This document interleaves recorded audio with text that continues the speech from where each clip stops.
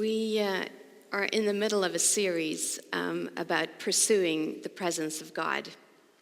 And we've been looking at how basically the people of Israel, as they're in the wilderness, they've been delivered from the Egyptians and they're on their way to the promised land. And we're kind of focusing our attention on Moses and Moses' extraordinary relationship with God. And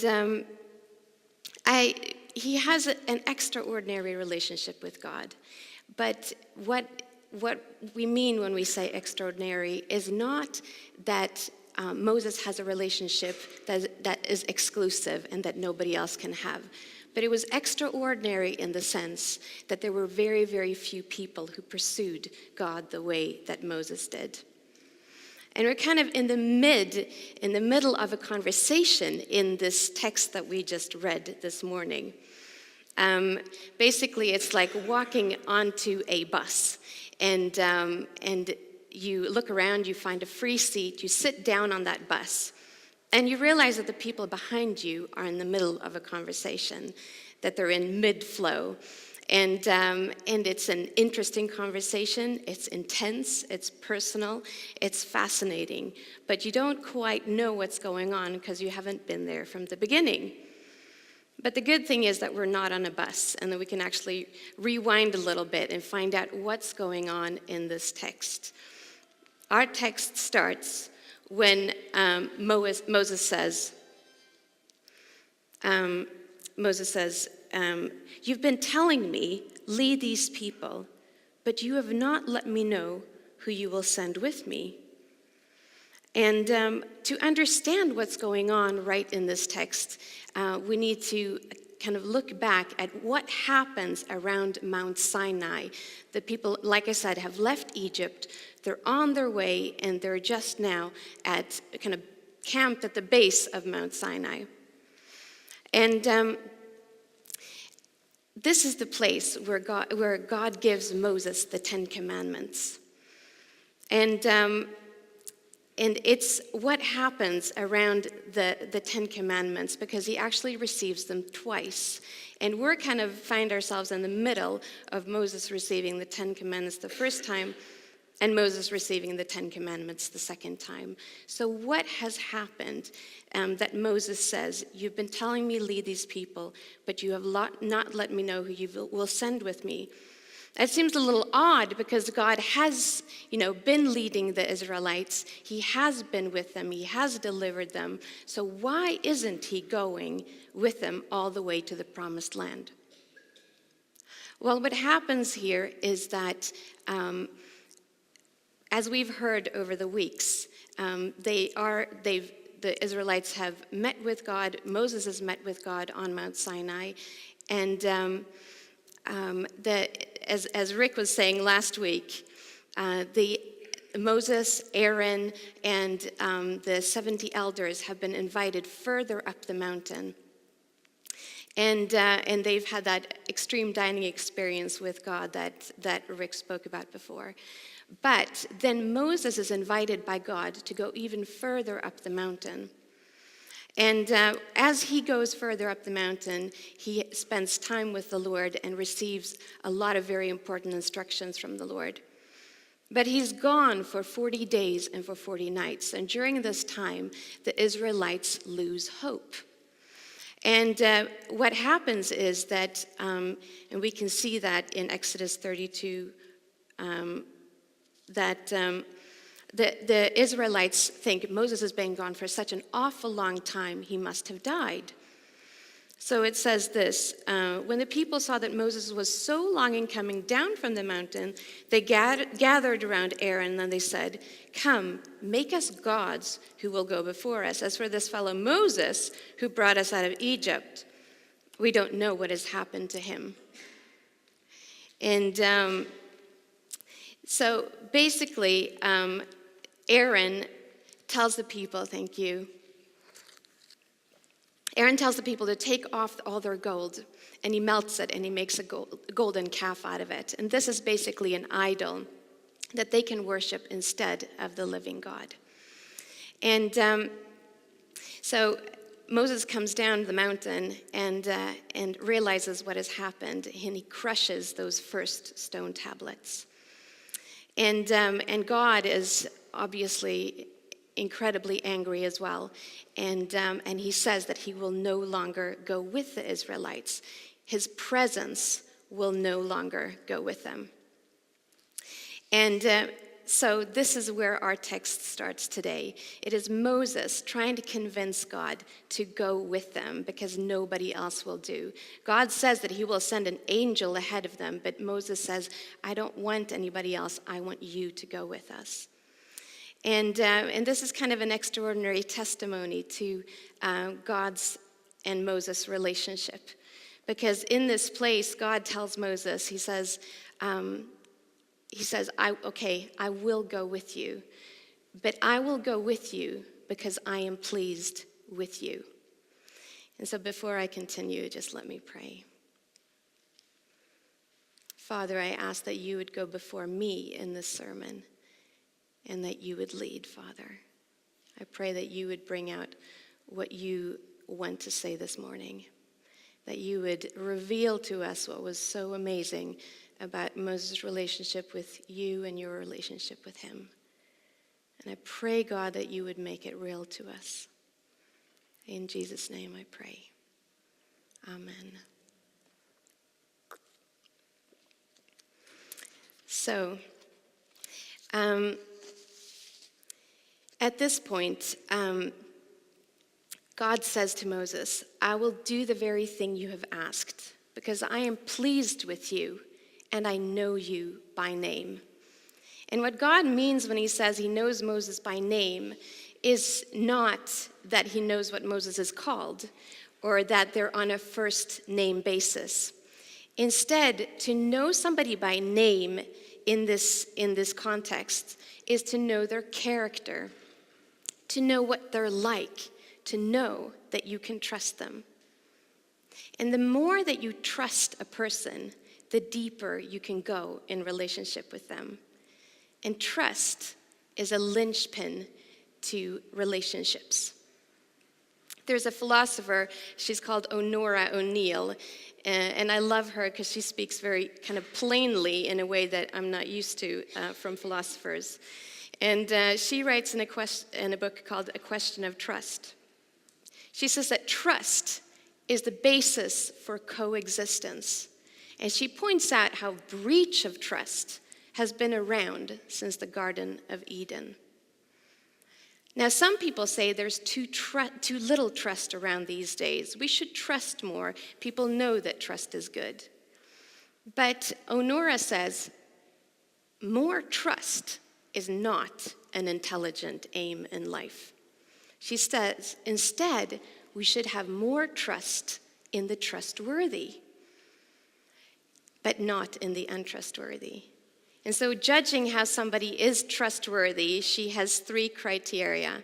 Is the person competent? Are they reliable? And are they honest? And if they tick those 3 boxes, they are probably trustworthy. And this is what we have to judge. And God is saying he knows what Moses is like, and he is pleased with him. There is trust between Moses and God. They have the basics for a relationship. And that is what I wanted to talk about today, really, is how we pursue an intimate relationship with God. What does it take to go beyond the basics? And I'm convinced that the same way that we make friends on earth, the same way that we build good relationships on earth, is the same way, on the same principles that we build a good relationship with God. And trust is one of those things. Now, for weeks I've wondered what angle I should take in this sermon. There's so many ways that you could approach this text today. And I've really kind of felt really uncertain about what God wanted me to say. How does God want me to tell the story of the relationship that he had with Moses? And what does that mean to our relationships today? And the thing was, in the midst of all these thoughts on Moses and not quite knowing which direction God wanted it to go, I had booked a trip to Nice, France, because it seemed like God had really opened the door to go there. And it was an opportunity to meet up with my best friend from the United States, Christine. And her husband was doing a conference in Nice, and he phoned me up and he said, do you think you might be able to come? And I thought, there's just no way. But I said, what are the dates? And the dates fit exactly in when my kids were on a 3-day school trip.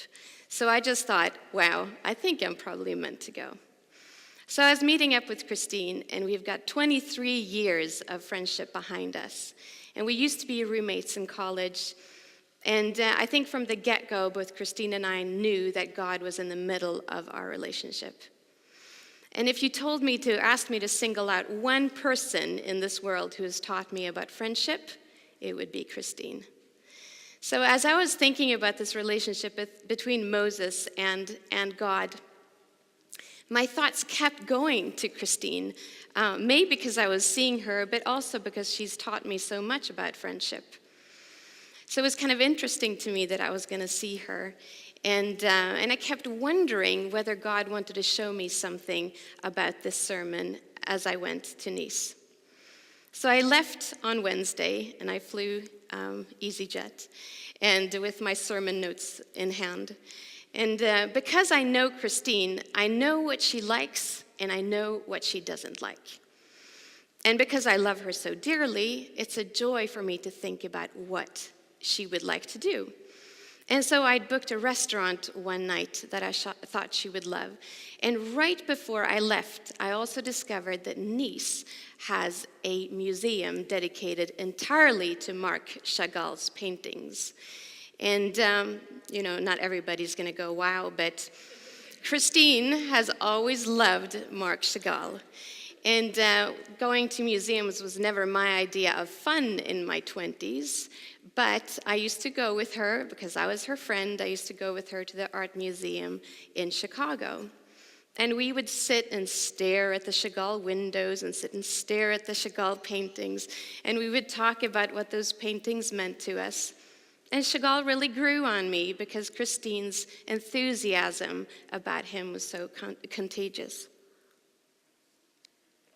So I was really thrilled when I realized that Nice had a Chagall museum, and we could, do that together again.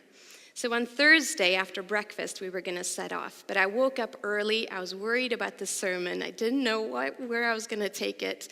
But I still wasn't receiving anything from the Lord. So I just prayed to God, and I just said, please, you got to help me. Please show me something today. Show me what this is about. So we went to the art museum, and I knew it was going to be a small thing because, this is Nice. It's not a capital city. But when we got inside, I was a little surprised at just how small it was.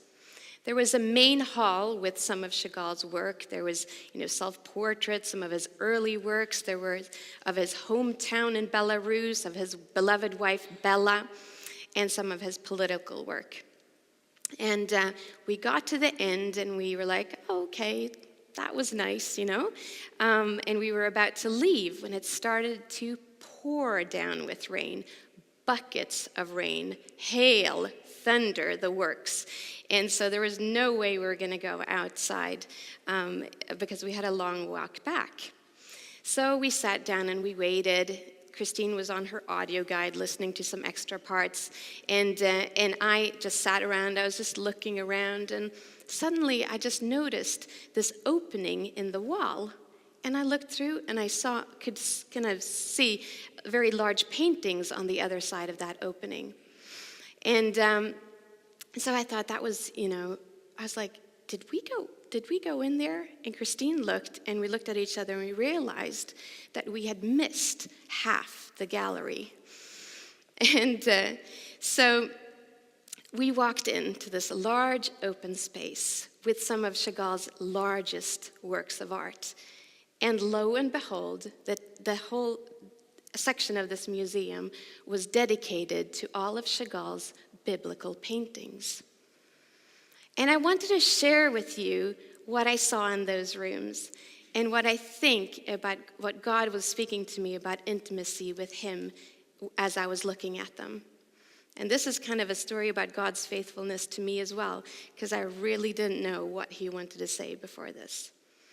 So in the paintings in this kind of area were dedicated or were based on the books of Genesis, Exodus, and the Song of Songs. And Chagall called this series of paintings the biblical message. And it was focused on man's relation to God.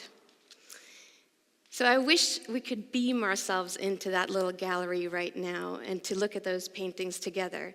But I'll try to describe what I saw as best as I can. Through this series on Genesis, Exodus, and the Song of Songs, Chagall is trying to tell his viewers that what's at the heart of the biblical story, that it is a love story. Chagall's Genesis paintings, I just wanted to mention 3 really quickly. The first one is the creation of man, where you've got Adam, who's just been created, and he's completely lifeless, and he lies in the arms of this angel. And he's waiting for the breath of God. And Chagall wanted to show how humans are only complete when they give themselves fully to God. Then there is a second one, paradise, where Eve is created and she's tempted. And Adam and Eve, in another part of the painting, are seen embracing with the fruit between them, the fruit that they believe will make them independent from God or equals to God. And then there's a third one where Adam and Eve are expelled from the Garden of Eden. I think that speaks for itself. Then in Chagall's Exodus paintings, and this is what fascinated me so much, was to see Moses there, the very person that I was thinking so much about. And in those paintings, it's just so obvious how central the presence of God is to Moses. Moses lives knowing he needs the breath of God. In another one of those Exodus paintings, people are turning away to the golden calf while Moses is reaching for God. And finally, in Chagall's third room, there is a little chapel. There was the paintings of the Song of Songs. And this whole book is about poetry, about a love relationship. And the whole Song of Songs series was painted in pale red, symbolizing passionate love. And Chagall felt that there was passionate love is really at the very heart of the biblical message, God's longing for his people. And so in the wing of this gallery with all these paintings, I discovered kind of an echo of what I had started to write in this sermon. It was all there in these paintings, the setting for what Moses does in his pursuit of God, and how the pursuit of God is the key to life. So as I stood in this exhibition hall in Nice, looking out over all these paintings, realizing I'd nearly missed the best rooms of the gallery because I didn't know that I should be looking for it. And I think that's what it's been like in my own relationship with God. The basics were there. Some of the trust was there. But I didn't know that there was more. I haven't known what I should be looking for in a relationship with God. And it's taken me years for it to dawn on me that God was looking for true love. Sometimes I think we miss pursuing God because we didn't know it was possible. We didn't know there was another room. Sometimes I don't think we pursue God because we're wounded and we're afraid to draw near. But sometimes we don't pursue him because we're not hungry for him. We have idols that take his place. And C.S. Lewis, in an essay that he wrote called The Weight of Glory, describes what that can be like. He says this: we're half-hearted creatures fooling around with drink, sex, and ambition, when infinite joy is offered to us, like an ignorant child who wants to go on making mud pies in a slum because he cannot imagine what is meant by the offer of a holiday at sea. We are far too easily pleased, he says. But to me, it seems Moses is not too easily pleased. Moses and God already have a lot of history together, as we've heard when we listen into their conversation in Exodus 33. But Moses believes that there is more. When Moses says to God, "Now, show me your glory," he's saying, "God, I want to know you more. I want to know who you are. Show me what you're like. Show me your heart." And God answers Moses, and he says, "I will do what you ask." And when God shows Moses his glory, what he does is he proclaims his name. He tells Moses what he is like. Interestingly, God does not tell Moses more about his power or his abilities, but he focuses on describing what it's like to be in a relationship with himself. And this is what God says about himself. God passed in front of Moses proclaiming, the Lord, the compassionate and gracious God, slow to anger, abounding in love and faithfulness, maintaining love to thousands, and forgiving wickedness, rebellion, and sin. Yet he does not leave the guilty unpunished. He punishes the children and their children for the sin of the parents to the third and fourth generation. So God reveals his glory by proclaiming his name, by telling Moses who he is. And God says he's compassionate, he's gracious, he's abounding in love, he's faithful, he forgives the unforgivable. But he's also just. He's set boundaries. God is firmly set against sin. So when God shows Moses his glory and proclaims his name, he describes himself as deeply relational, deeply committed and devoted to loving us. And our relationship with God is not primarily about all that needs to be accomplished in this world. I think I've seen it like that a lot. God needed to help me so that I could fulfill the mission that he had given me.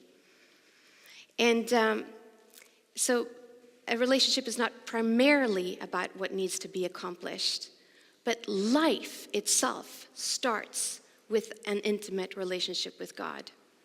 But of course, it's not exclusively about that exclusively about our relationship with God.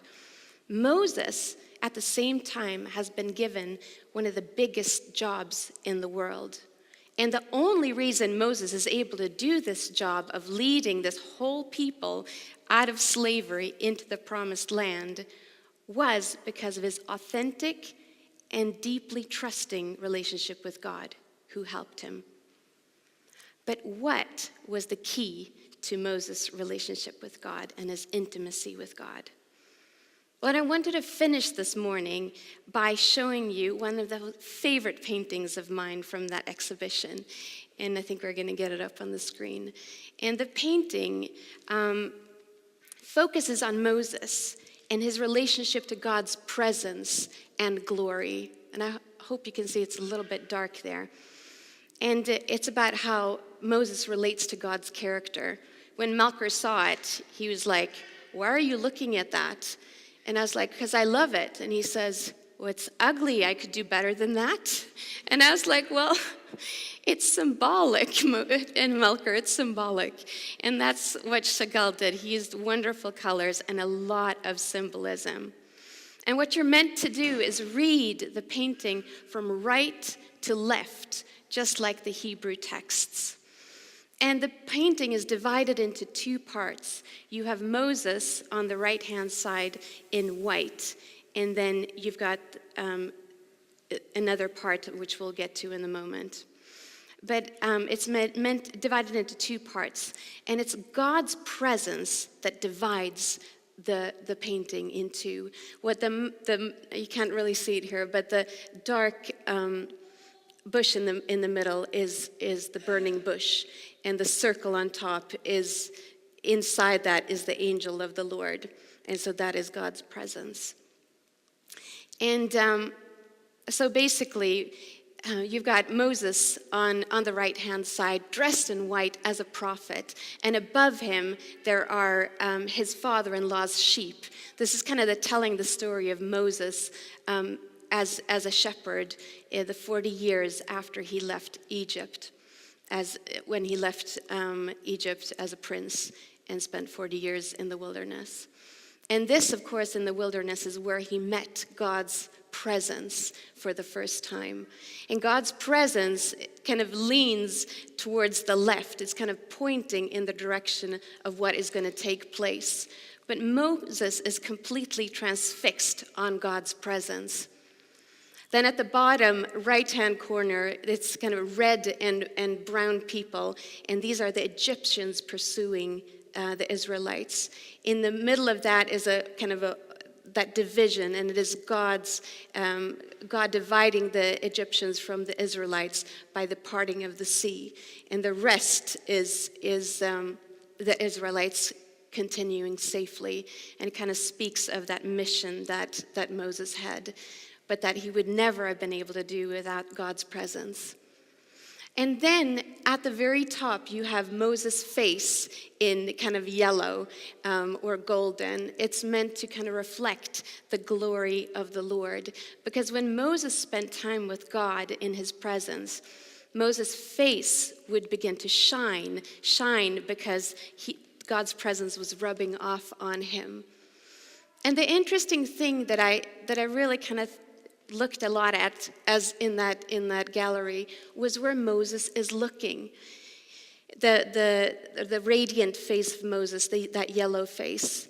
And I don't know if you can see it there, but Moses is looking at the commandments. He's looking at the law.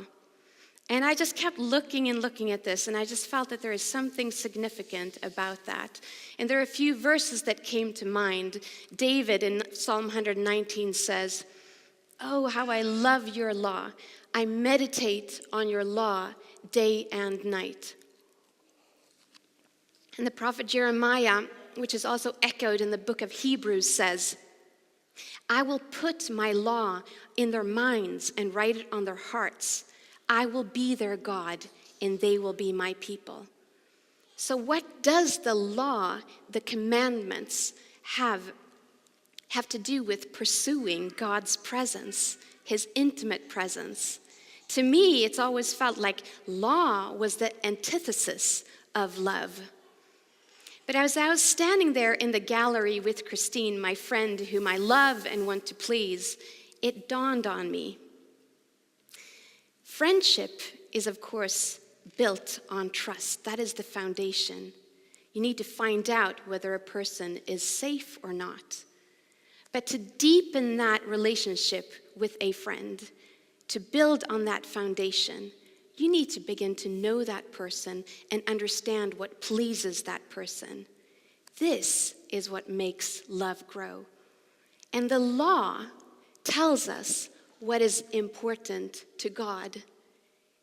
And this is why so many people have loved the law of God, because it tells them what is important to God. To love God and to pursue him, part of doing this is about finding out what pleases God. And as I looked at that painting again, Moses, who loves God's presence, who longs for more of God's presence, and asks God to show him what might please him. Moses does this with God. He says, "Teach me your ways so I can continue to find favor with you." And God says so many times to Moses, "I am pleased with you." And in the same way, Jesus says to us, Whoever has my commands and keeps them is the one who loves me. The one who loves me will be loved by the Father, and I too will love them and show myself to them. So Jesus' promise to us is what God gave Moses when he showed Moses his glory. Jesus says, I too will love you and show myself to you. And I think that is kind of what God was speaking to me about as I looked with Christine at that upper left-hand corner with Moses looking at the law. To pursue me deeper, God says, to love me, please trust me and love the things that are important to me. Thank you.